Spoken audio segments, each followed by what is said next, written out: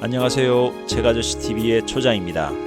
오늘 읽어드릴 책을 소개해드리겠습니다. 제목은 상식을 뒤엎는 돈의 심리학입니다. 부제는 돈을 보는 관점이 그 사람의 인생을 좌우한다입니다. 저자는 조우신 위에 박사님인데요. 이분은 중국 절강대학교 경영학 교수이십니다. 그리고 뉴욕타임스나 타임즈, 사이언스, 네이처, BBC 등 다수 해외 유명 매체에 연구 성과가 보도될 만큼 수많은 실험과 연구를 통해서 현상 분석이라는 분야의 세계적 권위자로 알려지신 분입니다. 번역은 박진희 님이시고요. 출판사는 미디어숲 2023년에 출간이 되었습니다. 본문에 보면 돈을 떠올리는 것만으로도 사람은 더 이기적이 된다고 합니다. 또는 돈을 세는 행위가 통증을 줄여주는 마취 진통제 같은 효과를 보이기도 한다고 합니다. 우리는 생각보다 훨씬 더 많은 돈의 영향을 받고 있는 것 같습니다. 혹자는 자본주의의 신이 바로 돈이다라고까지 말하기도 하니까요. 조금 과장되어 보이지만 그만큼 돈이 갖는 힘이 단순히 물질적 소비력에만 국한되지 않고 인간의 심리, 저변에까지 강력한 영향력을 행사하고 있기 때문에 우리는 돈의 속성과 그 돈을 대하는 인간의 심리에 대한 전반적인 이해와 더불어 일상생활 전반에 뻗어있는 돈의 영향력을 효과적으로 다룰 수 있는 지혜가 필요한 시기라고 저는 생각을 합니다. 이 책은 총 4개의 장으로 구성되어 있는데요. 1장의 주제는 돈에도 감정이 있다입니다. 돈과 돈을 대하는 사람의 심리에 대해 다루고 있습니다. 2장은 돈을 알면 세상 돌아가는 원리가 보인다입니다. 돈과 사회생활의 관계에 대한 내용을 담고 있습니다. 3장은 합리적 소비일까 함정에 빠진 걸까입니다.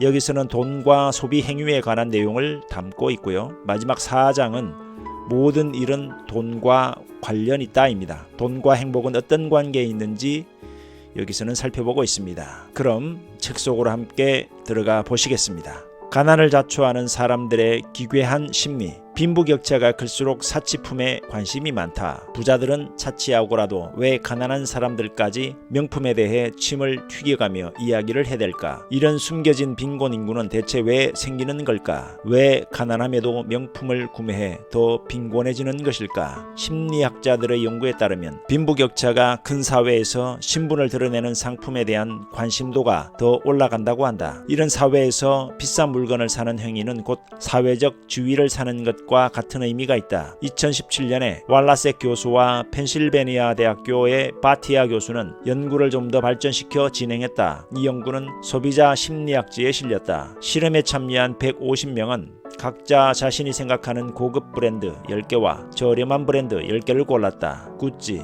벤츠, 애플 등 트렌드를 앞서가는 브랜드 10개와 월마트, 맥도날드, 버거킹 등 저렴한 브랜드 10개가 선택되었다. 연구진은 최근 며칠간 온라인에서 앞서 참가자들이 선택한 브랜드들이 얼마나 언급되었는지를 확인했다. 동시에 그러한 게시물이 올라온 지역의 빈부격차를 표기했다. 분석 결과 빈부격차가 큰 지역일수록 10대 고급 브랜드에 대한 언급이 더 많은 것을 발견했다. 그리고 수입 격차가 적은 지역에서는 10대 저렴한 브랜드에 대한 언급이 더 많았다. 즉 빈부격차가 클수록 사치품에 더 많은 관심을 보이고 격차가 적을수록 일반 브랜드에 더 관심을 가졌다. 트리니티 컬리지의 사회학 교수 레이테는 불평등한 사회는 사람들이 자신이 가진 지위에 대해 불안감을 느끼도록 조성하는데 이것이 사람들의 건강에까지도 영향을 미친다고 말했다. 빈부격차가 큰 지역일수록 사람들은 더 불안해한다. 그렇다면 이러한 불안으로 인해 그들이 사치품에 관심을 가지는 것일까? 이 문제에 대한 해답을 찾기 위해 왈라섹 교수는 앞서 찾은 온라인 게시물에 담긴 사람들의 감정에 점수를 매겼다. 이 점수는 사치품에 대한 사람들의 감정을 나타내는 것이었다. 분석 결과 비록 빈부격차가 큰 지역에 살지만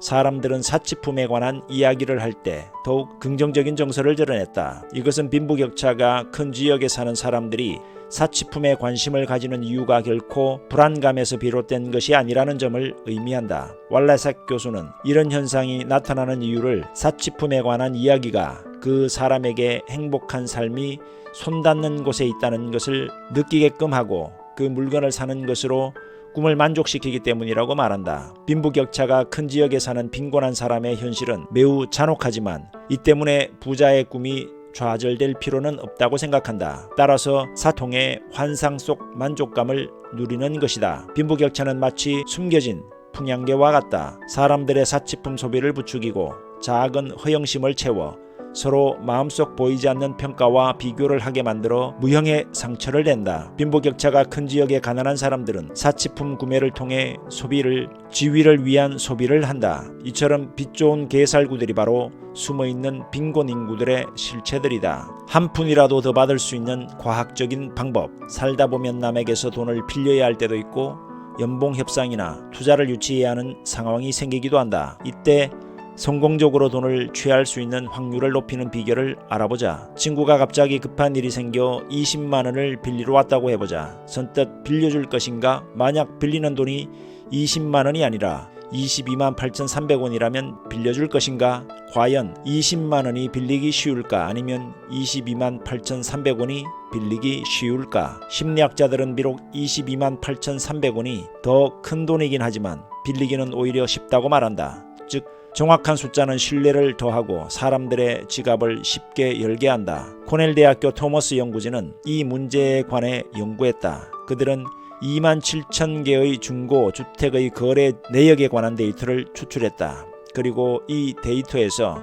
판매자가 제시하는 가격이 더욱 정확할수록 거래가 성사될 확률이 더 높아지는 것을 발견했다. 즉 사람들은 정확한 가격을 더 잘 수용하며 가격 협상을 할 때도 쉽게 깎지 못했다. 도대체 왜 이런 현상이 발생할까? 여기에는 두 가지 원인이 있다. 첫 번째 원인, 정확한 숫자는 신뢰감을 준다. 22만 8,300원은 절대 한 번에 튀어나올 수 있는 숫자가 아니다. 따라서 듣는 사람 입장에선 이 같은 숫자는 매우 구체적이고 신빙성 있게 느껴진다. 집값으로 깔끔한 5억을 제시하는 것보다 5억 2,006만 원을 말하면 왠지 더 믿음이 가고 합리적인 가격이라고 느껴진다. 두 번째 원인, 정확한 숫자는 그 크기를 더 작아 보이게 한다. 코넬 대학교 연구진은 사람들은 정확한 가격을 더 싸게 느낀다고 한다. 예를 들면 5,230원을 5,000원보다 더 싸게 느껴진다는 것이다. 이렇게만 보면 믿을 수 없을 테니 다음에 예시를 살펴보자. 막대사탕 하나가 얼마인지를 물으면 아마 대부분은 500원 정도라고 답할 것이다. 하지만 TV 가격을 묻는다면 아마 100만원 정도라고 답할 것이다. 그 가격이 136만원이나 172만원이어도 뒷자리 수는 쉽게 기억에서 잊히곤 한다. 사람은 작은 크기의 숫자에는 매우 민감하다. 버섯이나 양파를 살 때는 100원 단위만 올라도 가격이 오른 것처럼 느껴진다. 하지만 새로운 스마트폰이나 에어컨은 그보다 큰 차이가 나는데도 값이 크게 차이나지 않은 것처럼 느낀다. 이제 정확한 숫자를 제대로 활용하는 법을 알게 되었을 것이다. 정확한 숫자는 신뢰감을 줄 뿐만 아니라 더 적어 보이게 할 수도 있다. 연봉 협상을 할 때, 투자금을 요청할 때 마음속에 있는 가격에 조금만 더 더해보자. 주는 사람도 부담을 덜 느낄 것이다. 이 밖에도 집을 조금이라도 더 비싼 값에 팔고 싶을 때 구매자에게 합리적인 가격이라는 느낌을 주기 위해 딱 떨어지지 않는 정확한 값을 제시할 수도 있다. 정확한 숫자의 힘을 이용하려면 이것 하나만 기억하자. 숫자는 구체적일수록 믿음을 준다. 비싼 것이 좋다는 말의 진실. 왜 어떤 상품은 비싼 제품으로 사고 싶고 또 어떤 상품은 할인하는 제품만 사고 싶을까? 스탠퍼드 대학교 시브 연구진은 이와 관련된 실험을 하나 진행했다. 연구진은 한 헬스장에서 이제 막 운동을 시작하려는 회원 38명에게 에너지 음료를 마시게 했다. 그리고 그 음료가 2.89달러이며 근처 편의점에서 산 것임을 밝혔다. 하지만 그중 절반에게는 할인 가격 0.89달러에 샀다고 말했다. 모든 사람이 음료를 마신 후 운동을 시작했다. 1시간 후 연구진은 이 사람들을 다시 찾아 피로도를 물었다. 과연 어떤 사람들이 더 피로하다고 느꼈을까? 정답은 반값 음료를 마신 사람들이었다. 이 사람들은 피로함을 더 느꼈을 뿐만 아니라 운동 강도 또한 다른 사람들보다 더 낮추는 경향을 보였다. 그렇다. 할인 행사는 가격뿐만 아니라 소비자들이 느끼는 상품의 효과 또한 깎아내린 것이다. 가격으로 품질을 판단한다. 소비자들이 가격으로 품질을 판단한다는 것은 이미 많은 연구를 통해 사실로 밝혀졌다. 싼 게 비지떡이라는 말이 있는 것만 봐도 그렇다. 1985년 워싱턴 대학교 요한슨과 에릭슨은 연구를 통해 가격은 지불해야 할 돈의 액수뿐만 아니라 물건의 질적 가치를 담고 있다는 것을 발견했다. 연구진은 이런 현상을 두고 가격, 품질, 연상 심리라고 명명했다. 소비자들은 상품의 품질을 쉽게 판단하지 못한다. 따라서 가격으로 값어치를 판단한다. 와인 같은 상품을 살 때를 떠올려보면 쉽다. 본 대학교 교수 베버 연구진은 와인 품평 실험을 했다. 이 실험에서 연구진은 참여자 30명에게 각각 3유로, 6유로, 18유로와 와인을 주고 품평하게 했다. 사실 와인 가격은 모두 같은 12유로였다. 실험 결과 사람들은 같은 와인임에도 불구하고 가격이 올라감에 따라 맛도 더 좋다고 평가했다. 그뿐만 아니라 와인을 마시는 중인 상태에서 뇌를 자기 공명 영상으로 스캔하자 비싼 와인을 마신다고 생각할 경우 행복감을 느끼는 것으로 나타났다. 연구진은 이러한 현상을 두고 마케팅 플라시보라고 명명했다. 마케팅 플라시보는 상품뿐만 아니라 예술에도 적용된다. 곡고 화가라는 말이 있다. 이는 노래가 어려우면 따라 부르는 사람이 적어진다는 뜻이다. 즉 아무리 뛰어난 예술 작품이어도 헐값이면 아무도 관심을 두지 않아 그 가치를 알아보는 사람이 없어진다는 말이다. 품질을 판단하기 어려울 때 소비자들은 결국 가격에 의존할 수밖에 없다. 중요한 수술을 앞둔 환자는 아무래도 비싼 수술비를 부르는 의사에게 수술을 부탁할 것이다. 꼭 이겨야 하는 소송을 하게 된 당사자는 여유가 되는 만큼 제일 비싼 변호사를 쓰려고 할 것이다. 분유를 사려는 소비자도 비싼 게 좋은 것이라고 믿으니 이러한 상황에서 낮은 가격은 상대적으로 좋지 않아 보인다. 빈부격차가 클수록 시간 압박이 있을수록 인디애나 대학교 랄와니 교수와 클램슨 대학교 포큼 교수는 2016년 조사에서 인도 사람은 미국인보다 가격으로 품질을 판단하는 경향이 더 크다는 사실을 발견했다. 연구진은 그 이유를 두 나라 안의 권력 거리가 다르기 때문이라고 보았다. 여기서 권력 거리란 한 나라 안에서 권력을 가진 사람과 권력이 없는 사람 간의 차이를 의미한다. 만약 한 사회에 속한 사람들 중 권력을 가진 10%가 사회적 자산의 80%를 가지고 있다면 이는 권력 거리가 아주 큰 축에 속한다. 하지만 권력을 가진 10%가 사회적 자산의 20%를 가지고 있다면 권력거리가 크지 않다고 말할 수 있다. 연구진은 인도인 78명과 미국인 76명을 조사한 결과 인도인이 미국인보다 자기 나라의 권력거리가 더 크다고 생각한다는 것을 발견했다. 또한 자국의 권력거리가 크다고 생각하는 사람일수록 가격으로 품질을 가늠하는 경향이 더 컸다. 이는 국적뿐만 아니라 서로 다른 상황에 있는 사람들에게도 나타났다. 급하게 비행기를 타야 하는데 편의점에서 이어폰을 사 가려는 상황을 예로 들어보자. 이때 품질이 더 좋은 것을 고르고 싶다면 아마 가격이 조금 더 비싼 것을 집어들 가능성이 크다. 일리노 대학교 먼로와 드렉셀 대학교 수리는 소비자들은 품질을 판단할 때 시간 압박에 영향을 받는다는 사실을 발견했다. 사람들은 정말 사고 싶던 상품을 빨리 결정해야 할 때는 주로 높은 가격이 붙은 상품을 골랐다. 시간적 압박이 있을 땐 비싼 게 좋은 것이라는 생각에 압도당하지만 시간적 여유가 있으면 가격은 품질에 큰 영향을 미치지 못한다. 이 밖에도 가격으로 품질을 가늠하는 경향은 시간적 거리에 영향도 받는다.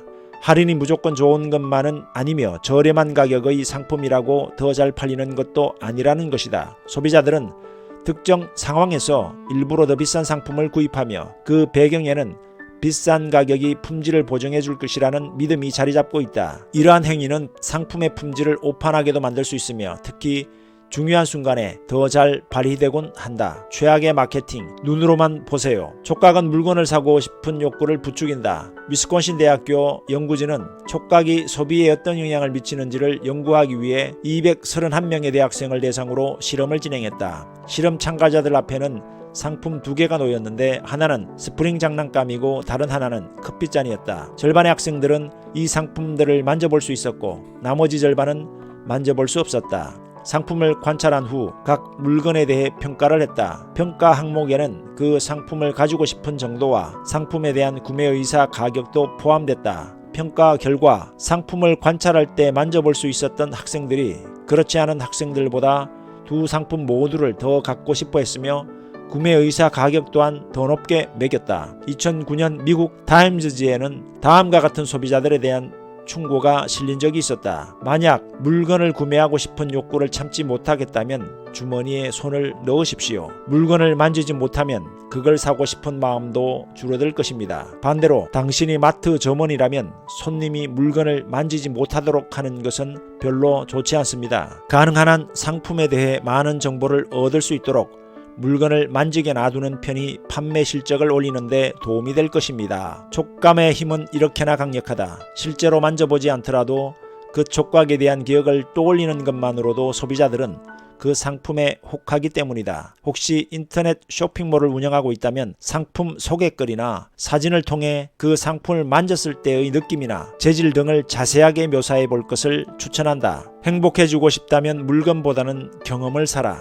돈을 써도 행복해지지 않는다면 제대로 돈을 쓴 것이 아니다. 예전 한 유명 브랜드 자동차 광고에서 이런 카피 문구를 내보낸 적이 있다. 누가 돈으로 행복을 살 수 없다 했는가? 그것은 분명 그가 제대로 돈을 쓴 적이 없어서다. 그렇다면 어디에 돈을 써야 더 행복해질 수 있을까? 심리 전문가들은 물건이 아닌 경험을 사라고 조언한다. 경험이란 일정 기간의 체험을 의미한다. 여행이나 강좌 듣기, 영화 보기 등이 모두 경험에 속한다. 소비의 목적이 어떤 유형의 상품이라면 그것은 재산의 일부가 될 수 있다. 명품 가방이나 값비싼 목걸이, 반지 등이 그렇다. 하지만 소비의 목적이 인생의 경험을 사는 것이라면 그것은 삶의 재산이 될 수 있다. 스파 이용권이나 여행 등이 그렇다. 콜로라도 대학교 보벤과 코넬 대학교 길로비치 등은 4가지 연구를 통해 경험적 소비는 더 행복해질 수 있다는 결론을 얻었다. 첫 번째 연구는 97명의 콜롬비아 대학교 학생들로 2조로 나누어 진행했다. 1조는 최근에 $100가 넘는 경험을 소비한 것을 떠올리게 했다. 2조는 $100가 넘는 물건을 산 소비를 떠올리게 했다. 그리고 곧바로 몇 가지 질문을 했다. 그 소비 후 얼마나 더 행복해졌습니까? 그 소비가 일상을 행복하게 만들었다고 생각하십니까? 실험 결과 경험적 소비를 떠올린 학생들이 소비 후에 훨씬 행복해졌을 뿐만 아니라 그 어떤 것으로도 대체할 수 없는 의미 있는 소비였다고 말했다. 경험적 소비가 더 행복감을 주는 이유 3가지. 첫 번째 이유, 경험은 시간을 꽃으로 만든다. 꽃의 아름다움을 알기 위해선 가만히 서서 바라보며 음미할 시간이 필요하다. 경험은 소비자들이 시간을 꽃과 같이 생각할 수 있도록 돕는다. 옷을 한 벌 산다면 그 소비를 통해 흥분되는 감정과 행복은 며칠밖에 가지 않는다. 3개월쯤 되면 그 옷을 봐도 더는 처음 살 때의 기분을 느끼지 못한다. 하지만 여행을 한번 갔다 온다면 3개월 후에 그 당시 찍은 사진 한 장만 봐도 기억이 생생히 되살아난다. 두 번째 이유, 경험은 비교가 되지 않는다. 경험적 소비와 물질적 소비를 비교할 수 있는 이유는 각각을 통해 느낄 수 있는 행복의 정도가 다르기 때문이다. 국산 자동차를 타면서 길에서 값비싼 외제차를 보면 자신의 차와 비교하게 된다. 하지만 경험은 그 무엇과도 비교하기 어렵다. 카투 교수팀은 실험실에서 소비자들이 원하는 물건을 산 뒤에 더 나은 선택지를 보여주는 것은 소비자들의 기분을 나쁘게 만든다는 것을 발견했다. 하지만 경험적 소비의 경우는 달랐다. 아주 멋진 레스토랑에서 점심을 먹은 소비자들에게 더 괜찮은 레스토랑이 바로 옆에 있다는 것을 알려주어도 그들은 별로 기분 나빠하지 않았다. 세 번째 이유, 인생은 무엇을 했는지로 정의된다. 경험적 소비가 더 큰 행복을 가져다주는 이유는 경험적 소비는 인생의 일부분이 될 수 있기 때문이다. 어떤 물건이 인생에서 어떤 의미를 지니기는 매우 힘든 일이다. 하지만 여행이나 영화 같은 경험적 소비를 통한 체험은 언제 열어봐도 그 기억의 잔상이 남아있을 가능성이 크다. 행복해지고 싶다면 물건을 사기보단 경험을 사라. 경험은 시간을 꽃으로 만들어 우리가 그것을 음미할 수 있게 함으로써 더 크고 지속적인 행복을 남긴다. 또한 경험을 통해 채색된 우리의 인생은 쉽게 퇴색되지 않는다. 한 사람의 인생은 무엇을 가졌느냐가 아닌 무엇을 했느냐로 정의된다는 것을 기억하자. 미움받는 사람이 수입이 더 좋은 이유, 부모 말을 잘 듣는 아이와 천덕꾸러기 아이 중 어떤 아이가 자라서 더 많은 돈을 벌까? 어렸을 때부터 항상 반에서 10등 안에 들던 아이, 규칙을 잘 지키고 어른 말을 잘 듣는 아이, 심성이 착하고 남을 잘 돕는 아이, 그것도 아니라면 말썽꾸러기 아이? 발달 심리학지에 실렸던 연구를 통해 이 같은 질문에 대한 답을 구할 수 있다. 독일 티빙겐 대학교 마리온 슈팽글러 박사가 이끈 국제 연구진이 12세 어린이 745명이 40년이 지나 52세가 됐을 때까지의 연구자료를 분석했다. 40년 후 연구진은 이 아이들을 추적했고 어른이 된 실험 참가자들에게 스스로의 직업적 성취도, 평균 수입 등을 물었다. 조사 결과 어렸을 때 멸시받고 규칙을 곧잘 무시했던 정도와 40년 후의 수입은 정비례했다. 결국 이 지표는 학력과 지능 이외의 것도 수입에 영향을 미친다는 것을 보여준 것이다. 미국 노트르담 대학교 저지 교수 연구진은 2012년 타인에게 미움받는 사람이 사랑받는 사람보다 수입이 더 높다는 연구 결과를 발표했다. 이 같은 경향은 특히 남성에게서 유독 쉽게 발견된다고 한다. 실험 결과에서 남자의 경우 미움 지수가 1.5를수록 연수입이 6,958달러 더 올랐다는 것을 확인할 수 있었다. 연구진은 직업 조건이 비슷한 560명을 대상으로 각각의 친화력, 정서 안정도 향상 등을 조사했다. 이 중 친화력은 타인에게 사랑을 받는 정도를 의미한다. 친화력이 높은 사람들은 마음이 따뜻하고 사랑이 넘치며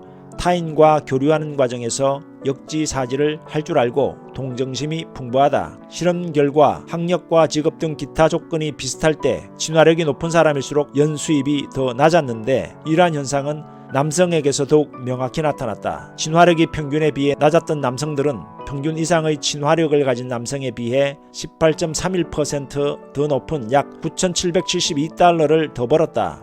반면 친화력이 평균 이하였던 여성은 친화력이 평균 이상인 여성에 비해 5.47%인 1,828달러밖에 더 벌지 못했다. 이렇듯 친화력은 돈을 버는 것에 큰 도움을 주지 않는다. 그렇다면 그동안 긍정적 요소로 꼽힌 친화력이 높은 사람이 왜 돈 버는데 불리할까? 연구진은 그 이유를 직업의 목적과 무엇을 중점에 두는지에 찾을 수 있다고 말한다. 연구진은 1961명의 직장인을 대상으로 일을 하는 이유, 가족이나 친구에게 마음을 잘 털어놓는지 등을 조사했다. 그 결과 돈을 버는 것을 얼마나 중요하게 여기는지는 성별, 친화력, 수입의 정도와 모두 상관관계를 보였다. 그리고 친화력이 낮을수록 돈 버는 것을 더 중요하게 여긴다는 것을 알 수 있었다. 이는 친화력이 좋은 사람들은 사회적 관계를 돈 버는 것보다 더 중요시한다는 것을 말해준다. 즉, 돈 버는 것을 얼마나 중요시하는지가 수입의 크기를 결정한다는 것이다. 연구진은 친화력이 높은 사람들을 대상으로 생활에 대한 만족도, 스트레스 정도, 인맥 등을 조사했다. 그 결과 친화력이 높은 사람일수록 삶에 더 만족했고 스트레스도 덜 받았으며 사회활동을 더 많이 했고 인맥도 더 다양한 것을 발견했다. 따라서 친화력이 높은 사람일수록 수입은 적지만 인간관계 등 교류면에서는 우위를 차지한다는 것을 알 수 있었다. 돈으로 보상하는 순간 흥미는 떨어진다. 돈으로 어떤 일을 좋아하게 만들 수는 없다. 금전 등의 외부 요인은 오히려 그 사람의 내부 동력을 잃게 만들 수도 있다. 수연이는 8살 초등학생이다. 책을 좋아해서 한번 읽기 시작하면 몇 시간이고 독서에 빠지곤 하는데 마침 수연이가 다니는 학교에서 독서 장려 캠페인을 시작했다. 정해진 독서 목록 안에 있는 책들을 다 읽고 나면 10,000원을 주는 형식이었다. 이런 캠페인을 하면 수연이는 전보다 더 많은 책을 읽겠다고 생각할 수도 있겠지만 과연 그전만큼 책 읽기를 즐길 수 있을까? 그렇지 않다. 책을 읽는 목적이 독서 자체를 즐기는 것에서 상금을 얻기 위한 것으로 바뀌었을 때 독서로 인한 즐거움은 감소한다. 따라서 캠페인이 끝난 후에 수연이는 책 읽기를 전보다 덜 좋아할 확률이 높다. 1976년 카네기 멜론 대학교, 그린과 스탠퍼드 대학교, 스턴버그, 래퍼 등 연구진은 이와 관련된 기념비적인 실험을 진행했다. 연구진은 초등학교 선생님에게 아이들과 4가지 수학 게임을 하라고 지시했다. 게임을 시작한 지 13일째가 됐을 때 아이들이 이 게임을 얼마나 좋아하는지와 게임에 얼마나 많은 시간을 쓰는지를 조사했다. 그 결과 아이들은 이 게임을 좋아했고 매일 평균 15에서 25분을 게임하는데 쓴 사실을 알게 되었다. 그 후 선생님들은 수학 게임을 오래 하는 아이들에게 별이라는 포인트를 주기로 했다. 그러자 아이들은 매일 23에서 30분 시간을 수학 게임을 하는데 소비했다. 하지만 포인트를 주는 보상이 끝났을 때 아이들은 더는 게임을 하고 싶어 하지 않았다. 하루 평균 게임을 하는 시간은 더 짧아졌고 나중에는 5분으로 줄어든 학생도 있었다. 보상이라는 장치가 역으로 아이들에게 게임에 대한 흥미를 떨어뜨린 것이다. 아이들은 처음 며칠간은 스스로 흥미를 느껴 게임에 몰두했다. 하지만 게임을 하는 것이 포인트를 받기 위한 일이 되자 보상이 없어짐과 동시에 게임을 할 이유도 사라지게 되었다. 외재적 동기가 강해지면 내재적 동기는 사라진다. 앞서 들었던 예시에서 수연이는 독서를 좋아하기 때문에 책을 읽는 아이였다. 이를 심리학에서는 내재적 동기라고 한다. 하지만 책 읽기에 대한 보상이 주어졌을 때 수연이는 보상을 위해 책을 읽었다. 이는 외재적 동기라고 한다. 그리고 외재적 동기에 의해 내재적 동기가 약해져 더는 독서를 즐기지 않게 되는 것을 두고 심리학에서는 과잉 정당화 효과라고 한다. 자신의 행위가 외재적 동기에 의해 행해질 때 사람들의 내재적 동기는 약화되고 만다. 학생들은 성적을 관리하기 위해 그리고 어른들의 인정을 받기 위해 공부를 함으로써 공부에 대한 흥미를 잃게 되는 경우가 많다. 어렸을 때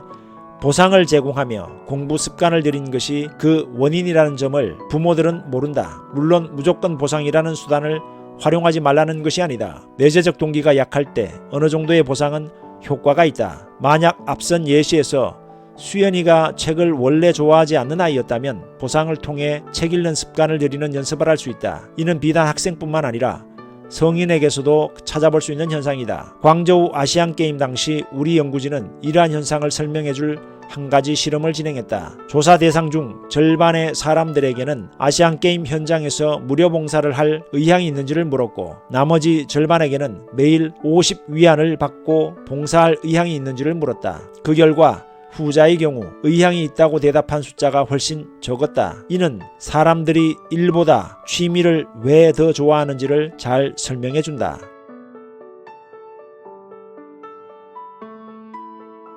시청해 주셔서 감사합니다.